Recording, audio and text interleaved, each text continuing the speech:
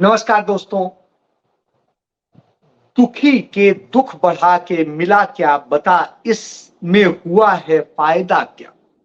निडर होकर कहा है सच सभी से, जिसे सुनकर बुरा तुमको लगा क्या।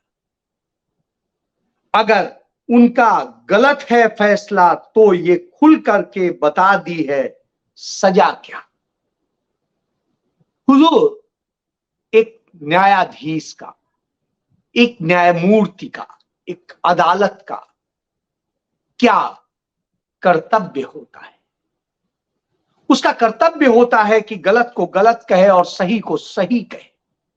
वो गलत को सजा सुनाए और दोषी को उस मुकाम तक पहुंचाए जिसका वो हकदार है। वही दूसरी तरफ इंसाफ मांगने वाले को इंसाफ, यही तो उसका काम होता है। लेकिन दिल्ली दंगों के दौरान जब जस्टिस मुरलीधरन ने इंसाफ करने की कोशिश की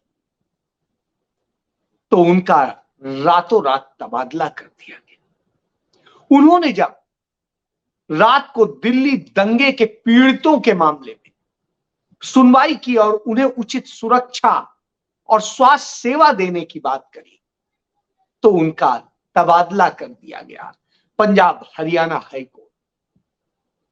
यहां पर आने के बाद उन्हें काम न देने की कोशिश की गई, उनको जिस तरीके से नीचा दिखाने की कोशिश की गई सब हम सबके सामने है।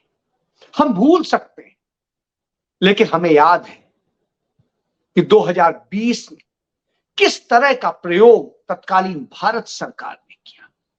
और 2020 में जब यह प्रयोग सरकार कर रही थी, तत्कालीन chief justice of India yes man बन के सरकार की हां में हां मिला रहे थे, कोलेजियम तबादले कर रहा था और फैसले सुना रहा था जो सरकार को प्यारे लग रहे थे। जी हां, यही हो रहा था।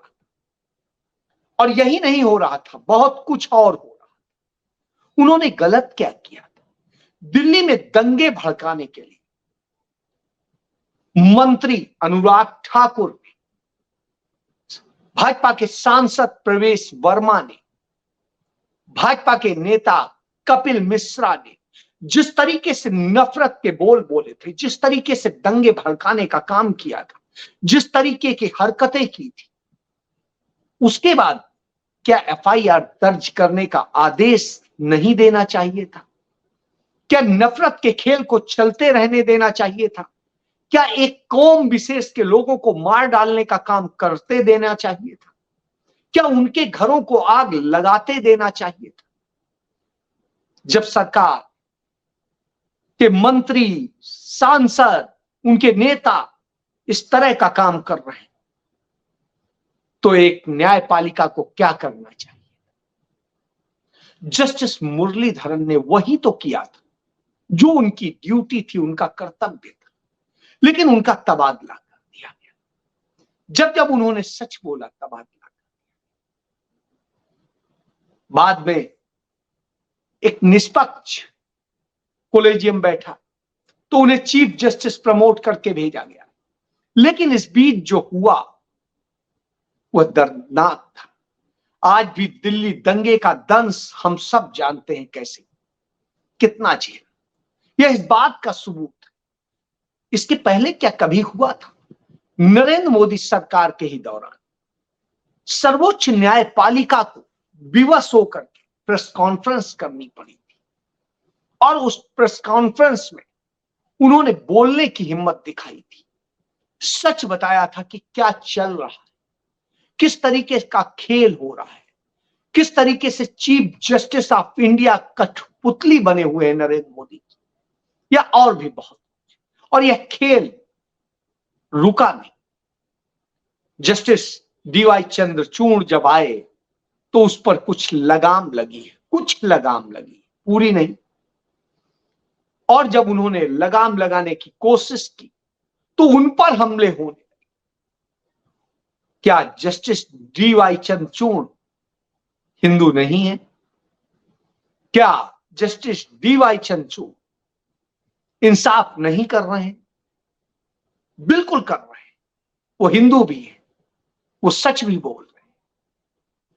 जस्टिस मुरलीधरन हिंदू ही थे, लेकिन सच कर, आज उन्होंने रिटायर होने के बाद जब एक कॉन्फ्रेंस में हिस्सा ले रहे तो वहां पर उनसे एक सवाल पूछा गया। उस सवाल के जवाब में उन्होंने कहा, हां, आखिर मेरा कसूर क्या था? एक किसी भी ईमानदार जस्टिस को जो करना चाहिए वही तो मैंने किया था, फिर भी मेरा तबादला कर दिया गया क्योंकि मैंने सत्तारूढ़ दल के तमाम सारे बड़े लोगों के खिलाफ एफआईआर दर्ज करने का आदेश दिया था, उनके अपराध के लिए दिया था जो प्रत्यक्षता दिखाई। मैंने पीड़ितों को मदद देने, सुरक्षा देने, स्वास्थ्य सुविधा देने की बात करी थी, इस पर यह एक्शन हुआ, इससे दुखद क्या? लेकिन उस समय तत्कालीन जो आज भी सरकार, दिल्ली की आम आदमी पार्टी की सरकार ने एक शब्द नहीं बोला, एक प्रोटेस्ट नहीं दिखाया। उसने इस सरकार के, मोदी सरकार के इस गलत फैसले का एक प्रकार से मौन समर्थन दिया, उसके साथ खड़े हो गए। यह भी हमने देखा है कि किस तरीके से किया। इस देश को दंगों में जलाने की पुरानी आदत रही, और दंगों का यदि इतिहास देखें तो उसमें देखेंगे दंगे कहां से भड़के। यदि ये आप देखेंगे तो बहुसंख्यक समाज कटघरे में खड़ा हो जाता है। शुरुआत सदैव बहुसंख्यक समाज की तरफ से, यह इतिहास है अभी देश की आजादी के बाद से लेकर अब तक का। और इन सबको देखते हुए आप याद करिए, कसाब ने इस देश के एक हमला बोला। मुंबई हमले के बाद कांग्रेस पार्टी की तत्कालीन सरकार में इतनी नैतिकता थी कि सिर्फ इस बात पे तत्कालीन गृह मंत्री, एक जो ईमानदार गृह मंत्री थे, एक अच्छे व्यक्ति थे, शिवराज पाटिल साहब को गृह मंत्री के पद से हटा दिया, सिर्फ इस बात कि मीडिया ने आलोचना की है। वैसे ही जैसे राम ने सीता को वन छोड़ दिया था, यह कहते हुए कि एक धोबी ऐसा कह रहा है, इससे एक गलत संदेश जाता है, राज को इसका ध्यान रखना चाहिए। तो उनको हटाकर पी चिदंबरम साहब को गृह मंत्री बनाया गया। वो सख्त और सही डिसीजन लेने वाले व्यक्ति, और उन्होंने एनआईए बनाया, नेशनल इन्वेस्टिगेशन एजेंसी। पंजाब के तत्कालीन डीजीपी को वहां ट्रांसफर करके उसका पहला डीजीपी बनाया गया। तो चूंकि एनपी औलख साहब मेरे बहुत अच्छे संबंध थे, मैंने उनसे पूछा कि कैसे कैसे। उन्होंने कहा है कि जो सही है वो कीजिए, और उन्होंने कार्रवाइयां शुरू की। और जब कार्रवाइयां शुरू की तो हिंदू आतंकवाद का जिन्न निकल के सामने आया। जो 2008 में सीरियल ब्लास्ट हुए थे, मेरे पिताजी उन दिनों सीनियर पुलिस ऑफिसर थे, उन्होंने तमाम सारी जांच की थी, और उस जांच में जो सच सामने आए थे वो आज दर्दनाक। उसमें पता चला था कि किस तरीके से यह हिंदू आतंकवाद, भगवा आतंकवाद ने जन्म लिया है, और उसे किस तरीके से भड़काया गया है वह भी हमारे सामने है कि किस तरीके से आज उसका प्रयोग हम मणिपुर में देख रहे हैं। 5 महीने से अधिक हो चुका है, मणिपुर चल रहा है, वहां रोज बरोज दंगे हो रहे हैं, फसाद हो रहे हैं, लड़कियों की इज्जत लूटी जा रही है, आबरू लूटे जा रहे, न जाने क्या क्या हो रहा है। बावजूद इसके हमारे यहां, हमारे देश में बैठा धृतराष्ट्र उन्हें देख नहीं पा रहा, धृतराष्ट्र के मुंह से आवाज नहीं निकल रही। 250 से अधिक हमारे लोग मारे जा चुके हैं, करीब 1,500 लोग घायल पड़े हैं, अस्पतालों में पड़े हैं। करीब 500 लड़कियां गलत चीजों का शिकार हुई हैं, तमाम सारी रेप, गैंग रेप का शिकार हुई, तमाम मार डाली। और हालत ये है कि वहां के मुख्यमंत्री के बंगले से लेकर मंत्रियों के बंगलों तक पे हमले हो रहे हैं। आज ही रॉकेट लॉन्चर से एक हमला हुआ, ब्लास्ट हुआ एक मंत्री के घर। वहां की राज्यपाल अनसुईया इसको लेकर के बहुत संजीदा है। वो कहती हैं, लेकिन कहती हैं ज्यादा बोलने पर नुकसान हो जाए, इसलिए वो क्या करें, वो अपनी रिपोर्ट भेज चुकी हैं, उसमें सच बता चुकी है। बावजूद इसके सरकार नहीं जीत रही। क्यों? क्योंकि वो इंसाफ नहीं करना चाहती है, वह दंगे भड़काए रखना चाहती है, वह इन्हें अपने वोट बैंक में तब्दील करना चाहती है, इसलिए ऐसा कर रही है। इसी को लेकर के एक बड़ी अच्छी बात कही थी, अधर्म होता देखा भी तो कुछ नहीं करते, भीष्म हो या कर्ण सबके सब मरते। यानी अधर्म होते हुए यदि आप देखेंगे तो भीष्म हो या कर्ण हो या कोई भी हो, देखेंगे तो मरेंगे। और आज वही हो, अधर्म हो रहा है। और अधर्म, धर्म का मतलब किसी उस तरह के रिलीजियस से नहीं, धर्म मतलब होता है कर्तव्य, धर्म मतलब होता है हमारे लिए जो बनाए गए नियम है, हमारे संस्कार हैं, वो होते हैं। आज उसे जिस तरीके से डिफाइन किया जा रहा है, जिस तरीके से आज हमारी सरकार जब कहती है, नरेंद्र मोदी कहते हैं कि हम इजराइल के साथ खड़े,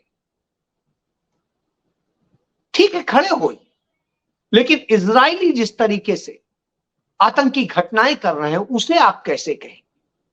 निश्चित रूप से गाजा में जो हुआ, जिस तरीके से हमास आतंकियों ने किया, उसका कभी भी समर्थन नहीं किया जा सकता और उसका सदैव विरोध होगा, क्योंकि कहीं पर भी हिंसा बर्दाश्त नहीं की जानी चाहिए, चाहे वो इजराइल में हो, चाहे मणिपुर में हो, चाहे नूह में हो, या चाहे देश के किसी हिस्से में हो या दुनिया के किसी हिस्से में, उसका विरोध होना चाहिए। इंसाफ कहता है कि जो भी हिंसा का शिकार हो, दंगों का शिकार हो, उसका साथ देना चाहिए, उसे बचाना चाहिए और इंसाफ देने के लिए काम करना चाहिए। लेकिन इंसाफ देने वालों का जब तबादला कर दिया जाएगा, जब इस तरह से कर दिया जाएगा, तो निश्चित रूप से तकलीफ होगी कि आप आखिर ऐसा कर क्यों रहे। अटल बिहारी वाजपेयी कहते थे, इजराइल की हरकतों का हम समर्थन नहीं कर सकते, हम फिलिस्तीन को साथ देंगे, क्योंकि इजराइल जिस तरह की हरकतें कर रहा है वो भविष्य में बड़े आतंकवाद का कारण बनेगा। और आज वही हो रहा है। आज हमास के हमले क्यों हो रहे हैं? क्योंकि इजराइल ने उनको बर्बाद करने का काम किया है, उन्हें बर्बाद करने के अलावा उन पे हमले किए हैं, उनके यहां तमाम तरह के दंगे फसाद किए हैं, उनकी महिलाओं के साथ अत्याचार किए। उसी के बदले में निश्चित रूप से यह भी गलत, एक हिंसा का जवाब दूसरी हिंसा कभी नहीं हो सकती। इसका जवाब सदैव प्रेम होता है, सौहार्द होता है। यदि आप ऐसा नहीं करते हैं तो गलत करते हैं। आप देखिए, इसका उदाहरण मौजूद है। नरेंद्र मोदी ने जिस तरीके से कश्मीर के टुकड़े करने की कोशिश की, जम्मू कश्मीर को, लद्दाख को किस तरीके से बांटने की कोशिश की और सोचा हमारी सत्ता स्थायी हो, तो लद्दाख की जो ऑटोनॉमस काउंसिल है उसका चुनाव हुआ और उसके चुनाव में भारतीय जनता पार्टी बुरी तरह हारी और वहां पर सबसे बड़ी जीत कांग्रेस को मिली है। दूसरे नंबर पे नेशनल कॉन्फ्रेंस रही है और तीसरे नंबर पे भाजपा है। यानी भारतीय जनता पार्टी को वहां के लोगों ने नकार दिया है। उन्होंने कह दिया है हमें नहीं चाहिए ऐसी पार्टी जो नफरत फैलाती है, जो चाइना को बढ़ाती है, जो हमारे देश पे कब्जा कराती है। और जब इस तरह की हरकतें करती है तो कैसे समर्थन किया जा सकता है? ऐसे का समर्थन क्यों किया जाए? तो समर्थन कभी भी हिंसा का नहीं होता, कभी भी नफरत का नहीं होता। और जिस तरीके से भारतीय जनता पार्टी की नीतियां हैं वो नफरत, हिंसा और न जाने क्या क्या करती है, इसलिए इसका विरोध होता है। जनता देर में समझती है, लेकिन समझती है, और जब समझती है तो उसका जवाब देती है। और वही जवाब लद्दाख में दिया गया है और वही जवाब आने वाले वक्त में कश्मीर में भी मिलेगा, जम्मू में भी मिलेगा। और भारतीय जनता पार्टी को उस अधर्म की सजा मिलेगी। क्योंकि अधर्मी कोई भी हो, कर्ण हो या भीष्म हो, सजा तो मिलती है और सजा मिलनी भी चाहिए। पी चिदंबरम के साथ में जिस तरीके से नफरत और बदले की भावना से नरेंद्र मोदी की सरकार ने कार्रवाई की, क्यों की? क्योंकि उन्होंने सच का खुलासा किया, उन्होंने नरेंद्र मोदी के भी सच का खुलासा किया। ये तो वो भाग्यशाली है कि कांग्रेस में कुछ जो हालांकि मुस्लिम ही थे, वो उनके एजेंट बन के काम कर रहे थे, जो गुजरात से आते थे। आज मुझे कहने में कोई गुरेज नहीं, उन्होंने जिस तरीके की भूमिका निभाई उसके कारण इंसाफ बहुत सारे लोगों को। आज इसी तरह की कमोबेश स्थिति तमाम जगह देखने को। आज हम पंजाब में भी देखते हैं, पंजाब की आम आदमी पार्टी की सरकार जिस तरीके से नफरत और हिंसा का माहौल बना रही है, जिस तरीके से विपक्षी दलों के साथ में नफरत के साथ में उन पर कार्रवाई कर रही है, वो चिंता का विषय। इसी को लेकर के पंजाब के मुख्यमंत्री भगवंत मान ने एक ट्वीट किया और उस ट्वीट के जवाब में कांग्रेस नेता प्रताप बाजवा ने कहा कि आप चैलेंज करते हैं भाजपा को, अकाली दल को और कांग्रेस को, कोई और कहे न कहे, मैं कहता हूं कि ओपन डिबेट के लिए तैयार हूं, किसी सरकारी जगह पे नहीं, ओपन जगह पे डिबेट हो, एक एक सवाल का जवाब देंगे और आपकी हर करतूत बताएंगे। है हिम्मत तो तय करो, और तय करो इसमें बैठाओ सुप्रीम कोर्ट के किसी जस्टिस को या रिटायर्ड जस्टिस को, और हो इंसाफ। वैसे ही तो इसलिए क्योंकि आप जिस तरीके की नफरत फैलाते हैं, जिस तरीके का करते हैं, नफरत सोचनी चाहिए। मणिपुर चल रहा है, लेकिन हमारा प्रधानमंत्री इजराइल की बात कर रहा है, उसे मणिपुर के बारे में बोलने की हिम्मत नहीं, जबकि संयुक्त राष्ट्र संघ से लेकर सब ने चिंता जता दी है कि जो हाल हो गए हैं मणिपुर में, क्या है इस देश के अंदर? क्या कानून व्यवस्था बची है? क्या इस देश के अंदर संप्रभुता बची है? क्या इस देश के अंदर कुछ भी बचा है? हया लाज शर्म बची है? नहीं बची है, क्योंकि नरेंद्र मोदी सरकार सिर्फ लूटना जानती है।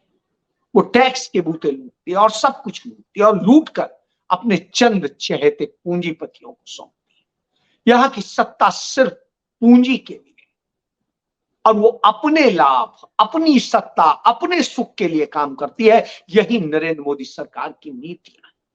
वो भारत को खत्म करना चाहते हैं, वो इंडिया को खत्म करना चाहते हैं, वो हिंदुस्तान को खत्म करना चाहते हैं, इस देश की आदमियत को खत्म करना चाहते हैं, इस देश की एकता, अनेकता में एकता की संस्कृति को खत्म करना चाहते हैं, वो सूफी संस्कृति को खत्म करना चाहते हैं। ऐसी सरकार का समर्थन कैसे किया जा सकता है? इसीलिए ऐसी सरकार ऐसे न्यायाधीशों से डरती है, उन पे हमला करती है, उन्हें ट्रांसफर करती है, उन पे जाने क्या क्या जुल्म करती है। और वह जुल्म मुरलीधरन पर भी हुआ, और वह जुल्म मौजूदा चीफ जस्टिस ऑफ इंडिया समेत उनकी पूरी टीम पर होने की कोशिश की जाती है। बहुत से जजेस डरे हुए हैं और सरकार के हिसाब से चल, लेकिन जो ईमानदार हैं, जो सच्चे हैं, वो डरते नहीं, वो इंसाफ करते हैं। तो अब देखना है कि इंसाफ किस हद तक होता है, कौन करता है। इस सरकार में तो हिम्मत नहीं। नरेंद्र मोदी सरकार जब अधर्म कर रही है तो उसे सजा इस देश की जनता देगी, और बहुत कड़ा संदेश देगी, बड़ी सजा होगी। क्या होगी यह इस देश की जनता का। जय